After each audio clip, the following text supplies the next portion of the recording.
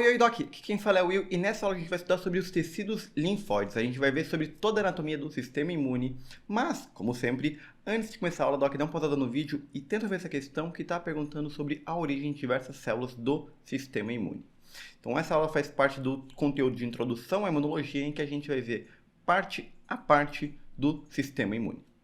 Então bora começar falando do sistema imune e, para isso, a gente precisa definir quais são os órgãos e as estruturas do sistema imune. O sistema imune a gente viu que é todo o tecido que é responsável pela defesa do nosso organismo, tanto quanto contra patógenos, quanto algumas substâncias, proteínas e outros tipos de moléculas que podem ser maléficas para o nosso corpo. O sistema imune ele é composto por diversos tecidos e órgãos, mas ele não é estruturado em um sistema tão específico quanto qualquer outro. Não é igual ao sistema circulatório, que eu tenho o coração e os vasos sanguíneos, o sistema gastrointestinal, que eu tenho o estômago, o esôfago, o intestino, tudo bem bonitinho separado.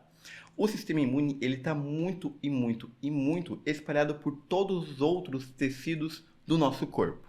Então, ele ao todo está constituído em dois grandes grupos de células e tecidos.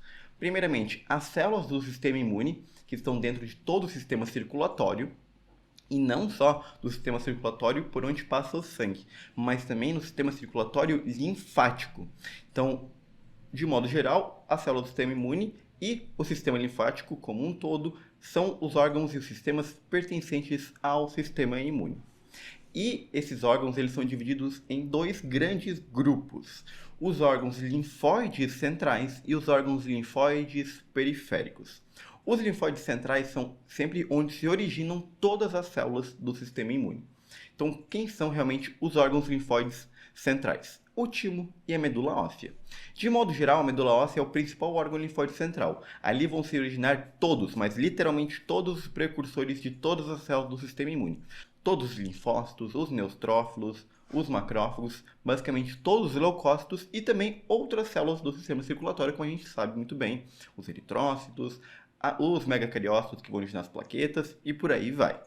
Além disso, uma linhagem específica sai da medula óssea e vai para o timo, a linhagem precursora do linfócito T. Então, o linfócito T ele é meio que exclusivo, que se forma somente no timo, mas é uma particularidade somente do linfócito T. Todas as outras começam e terminam de se diferenciar na medula óssea. E onde é que a gente encontra principalmente esses órgãos? A medula óssea, dentro dos ossos mais longos, então principalmente o fêmur, e o timo, ele é encontrado bem no centro do organismo. Então ele fica bem localizado aqui, ó, retroexternalmente, um pouco para cima do mediastino. E a gente vai ver ele melhores em slides posteriores.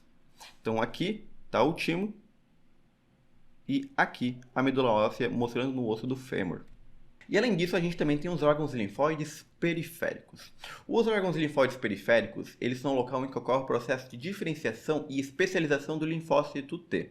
A gente viu que o sistema imuninato, ele está naturalmente ativo ou ele ativa somente no reconhecimento do patógeno. Em toda bactéria, o macrófago já é ativado, já fica tudo tranquilo ali. O sistema imune adaptativo não, ele precisa passar por um reconhecimento, especialização e diferenciação específico para ele realmente se tornar ativado.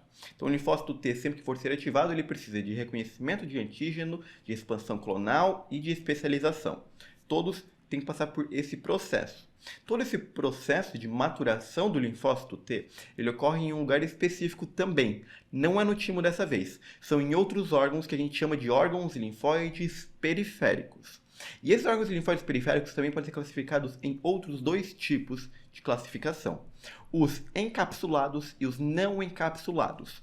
Como o próprio nome diz, encapsulado significa que eles são revestidos por uma cápsula, revestido por um tecido conjuntivo denso. Os órgãos linfóides encapsulados são o baço e os linfonodos. A gente vai ver especificamente sobre esses órgãos mais à frente, e eu explico qual é a diferença entre cada um deles. E também tem os não encapsulados, como por exemplo o Gout e o Malte, que são tecidos específicos de mucosas, como a gente vai ver posteriormente, as tonsilas e alguns outros órgãos que a gente vai ver. Então, por exemplo, aqui está ilustrado todo o tecido linfático com os linfonodos e aqui as amígdalas, que fazem parte das tonsilas. Então aqui nessa imagem a gente está vendo todo o sistema linfático, onde vai percorrer as linfas por todos os vasos do tecido linfático, e tem os linfonodos que funcionam como sentinelas, como guardas que vão ficar fiscalizando tudo que passa por dentro da linfa. Então a gente está vendo aqui o linfonodo bonitinho, então a gente vai ver toda a aferência, tudo que chega até o linfonodo, e a gente também tem aqui os vasos que vão irrigar o linfonodo e depois, posteriormente, toda a aferência que vai sair aqui do linfonodo. E aqui a gente tem uma visão um pouquinho melhor, vendo o revestimento do linfonodo e vendo algumas particularidades, como por exemplo, as diferenciações dentro de zonas específicas dos linfonodos. Tudo isso a gente vai ver em slides posteriores. Então agora bora estudar a parte como é que se formam as células do sistema imune e como é que é formado esse sistema linfático como um todo. As células do sistema imune, elas são originadas pela hematopoiese, assim como os eritrócitos, formação das plaquetas e de qualquer outra célula do sistema circulatório. Então, bora começar a ver sobre a hematopoiese e, como qualquer formação de células, elas vêm a partir de células tronco, nesse caso multipotente.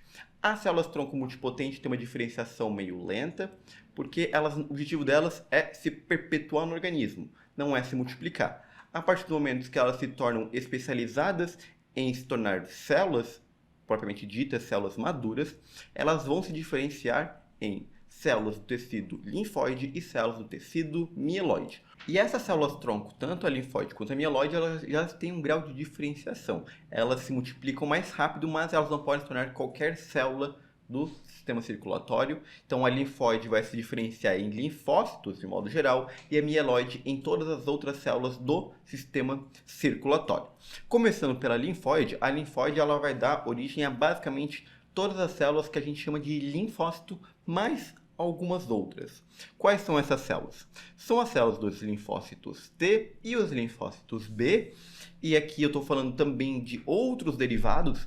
Então, o linfócito T ele vai se diferenciar ainda em linfócito TCD4, TCD8, T não convencional e algumas outras de linfócitos T, como por exemplo a célula NK, que a NK é um linfócito T diferente, com diferentes receptores.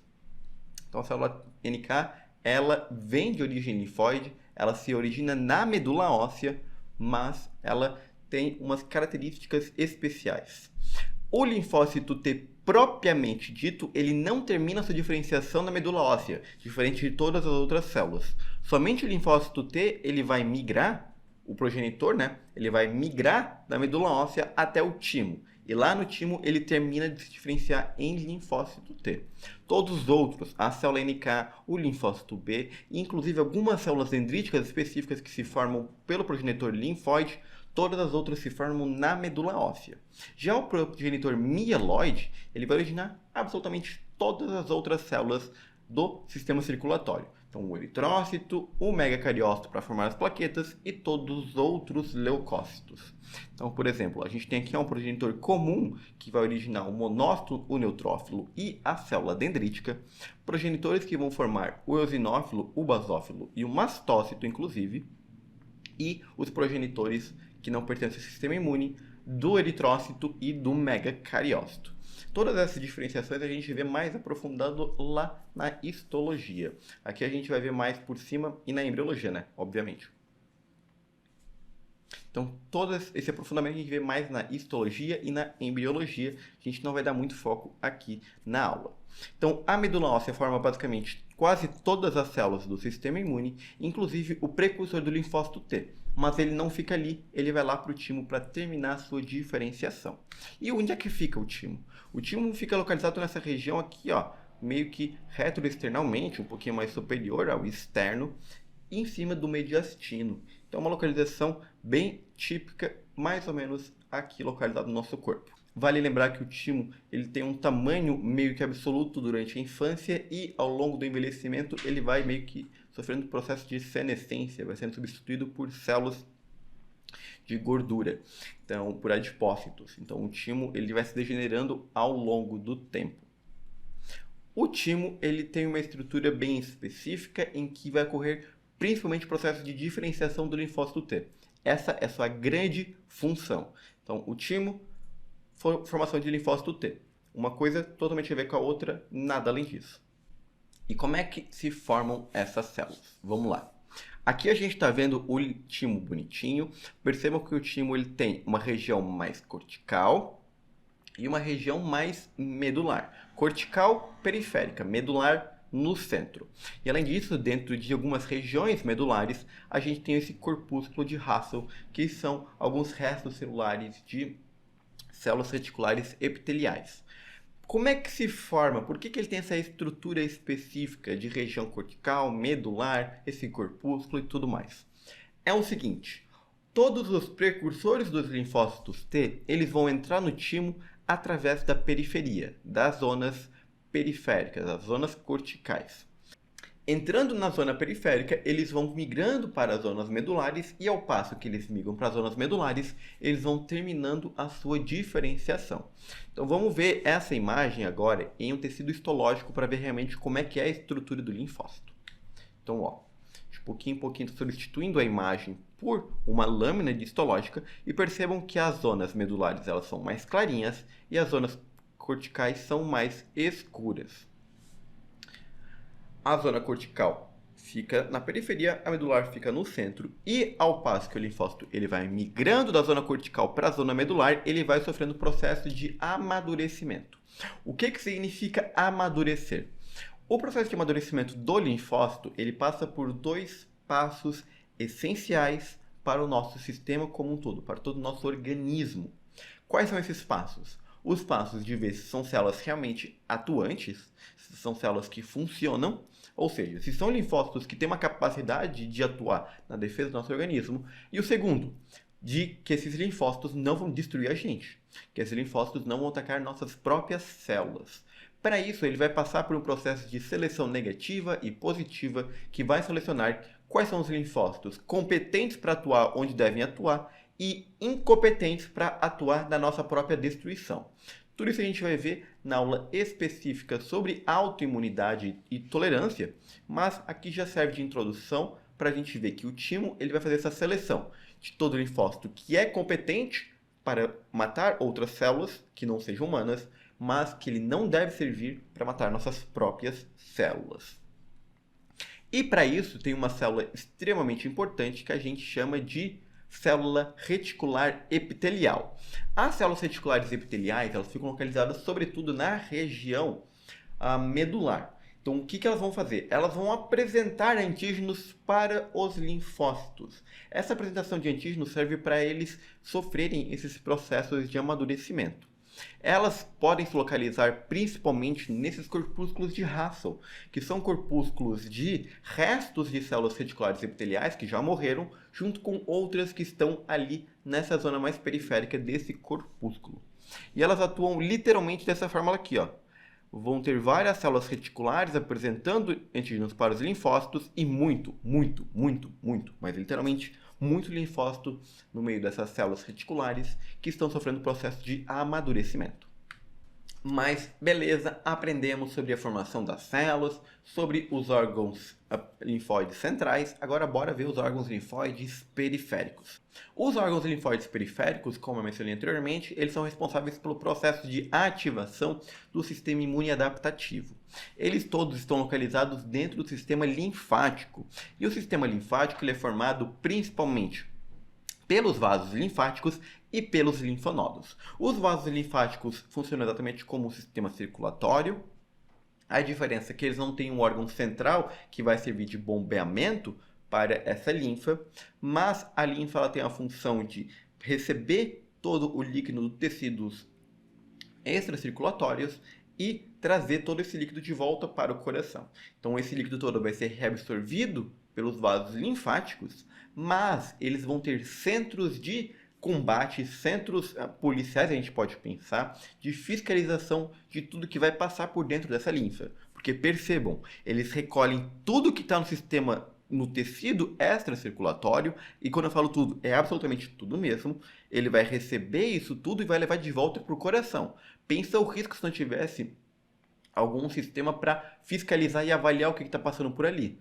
Porque, inclusive, por exemplo, se eu cortar meu braço, vai entrar um monte de patógeno aqui, a linfa ela vai pegar e vai levar isso de volta para o coração. Então eu preciso de um combate para todo esse conteúdo da linfa. Quem faz esse combate são os linfonodos. Os linfonodos são mais ou menos em torno de 500 dentro do nosso próprio corpo, então é muito linfonodo mesmo.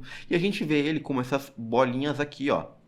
São esses centros que ficam localizados em literalmente todo sistema circulatório linfático. E como é que é a estrutura dos linfonodos? Os linfonodos, eles têm essa aparência de feijão, exatamente como um rim.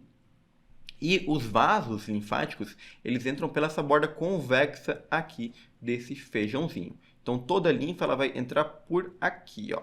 Ela vai percorrer toda essa zona cortical e zona medular do linfonodo. E aqui nessa região do hilo, ele vai seguir em direção a todo o restante da circulação linfática, saindo por um único vaso linfático. Então, toda a linfa entra por aqui e sai por aqui. Entra pela borda convexa, sai pelo hilo do linfonodo. E quais são as regiões do linfonodo? O linfonodo tem esses folículos. Esses folículos são divididos em zona clara e zona escura. A gente está vendo aqui uma zona mais escura e no meio uma zona bem clarinha. Além dessas zonas, desses folículos na zona cortical, a gente aqui, ó, meio que numa zona paracortical, parafolicular, a gente tem uma outra região. E mais para dentro da zona parafolicular, a gente tem o hilo. O hilo também tem uma grande região chamada de centro germinativo. E, por fim, a gente tem aqui o hilo com o vaso linfático emergindo dele.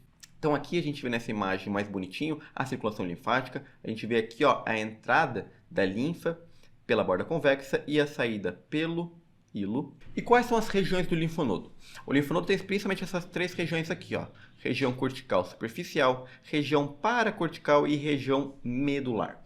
Qual que é a diferença entre eles? A concentração de células. Eu vou ter células mais específicas em cada uma dessas regiões. A região cortical superficial, ela é chamada de folículo. E esses folículos eles servem como centro germinativo para linfócitos B. Então essas regiões, essas bolinhas aqui, ó, elas servem como locais em que vai haver a proliferação, a maturação de linfócitos B. Essa região folicular é dividida em duas zonas, como eu falei antes. Uma escura, periférica, e uma clara, central. A zona escura, ela é chamada de uma zona de proliferação. E por isso que ela é escura. Ela é muito densa de linfócitos que estão se proliferando, que estão sofrendo um processo de expansão clonal. Expansão clonal é quando eu seleciono um daqueles linfócitos e ele vai se multiplicar por milhões de vezes. Ao processo que eles vão se amadurecendo, eles vão indo para uma região mais central do folículo. Essa região mais central é onde vai haver o processo de especialização. E aí o que me importa não é quantidade, mas sim qualidade. Então quem vai entrar ali são células muito boas. E por isso não vai ter tanta célula. Ali vão somente células que vão realmente atuar muito bem contra a infecção.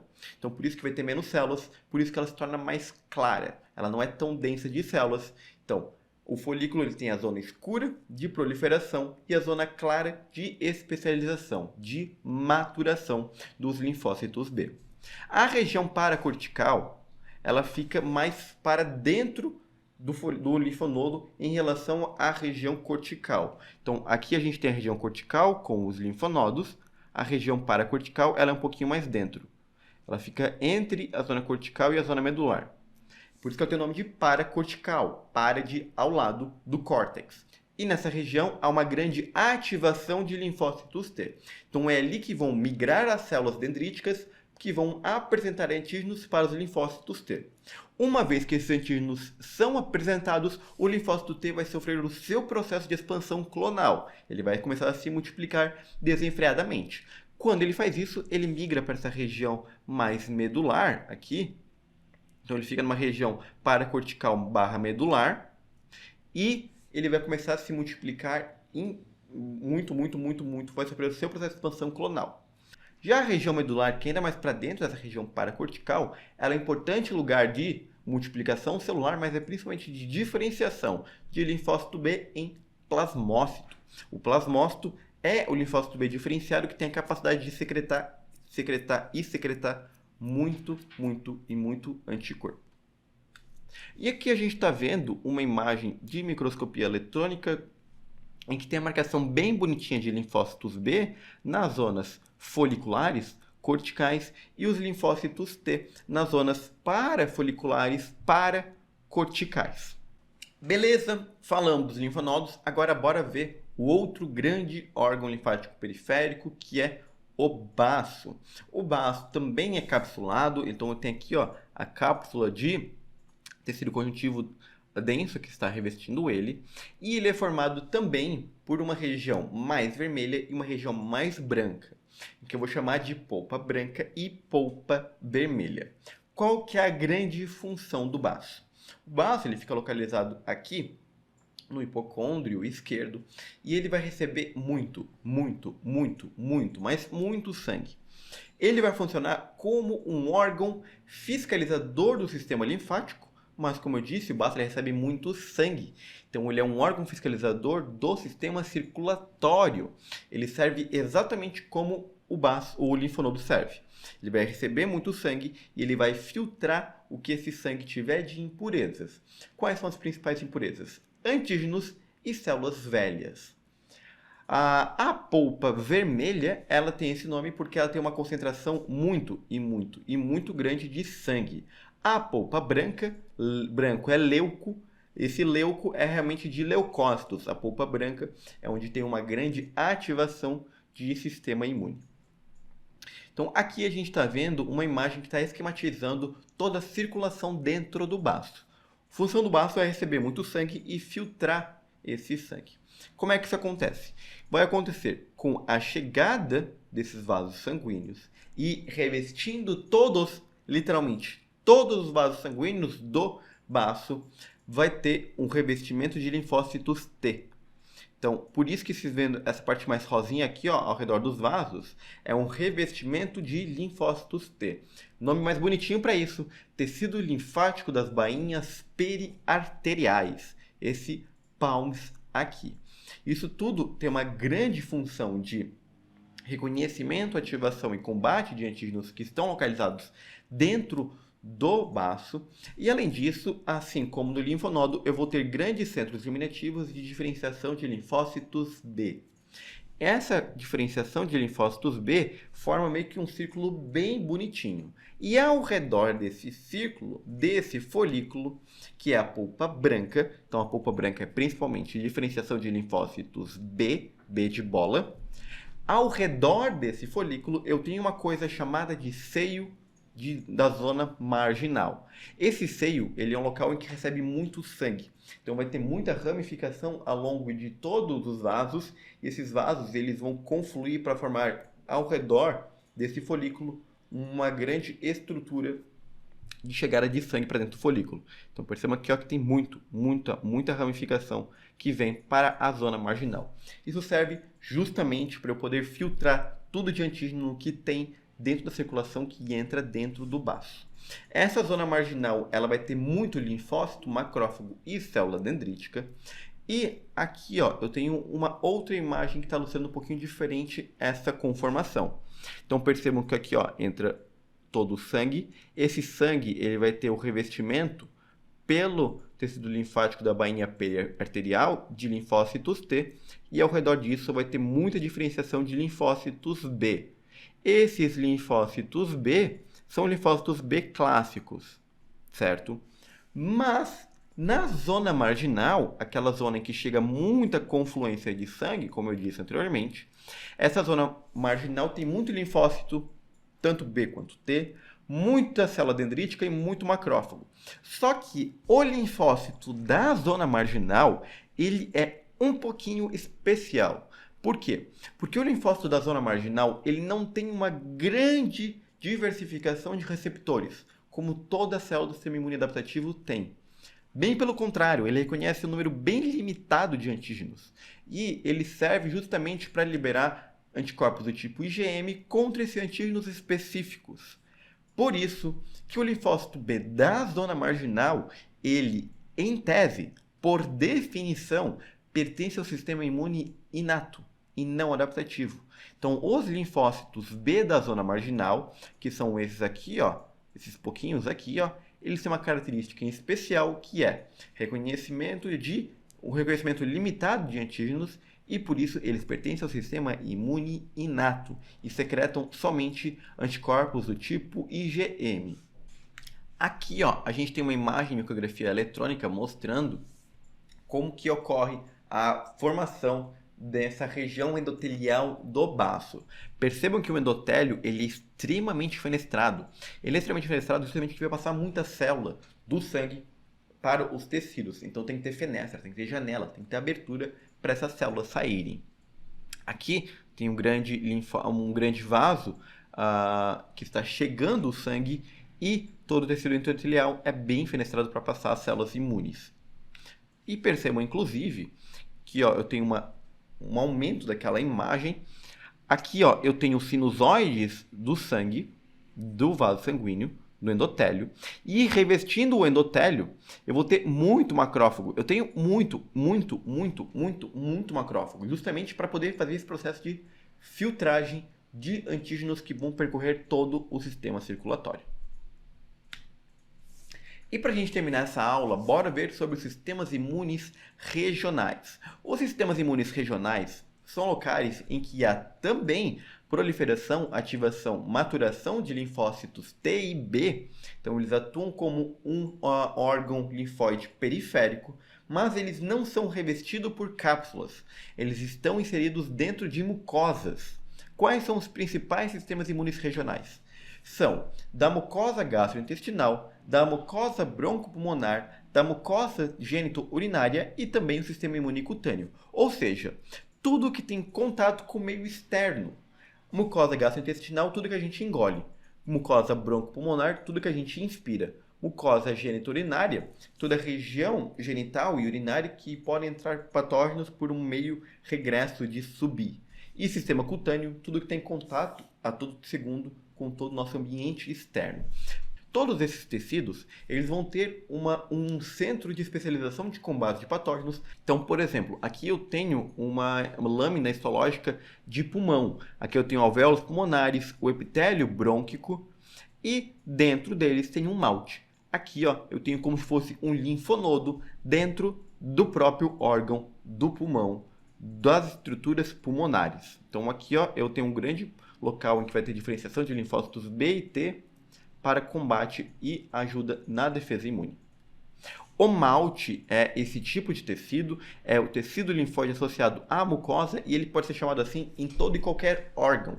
Mas os órgãos também podem ter nomes específicos dependendo de onde eles estiverem. Como por exemplo, aqui ó, também mostrei nas papilas linguais. Eu também vou ter esses centros de combate, esses nódulos linfóides em todo o órgão que estiver exposto ao meio externo. E vai destacar que esse malte ele pode ser chamado de nomes diferentes.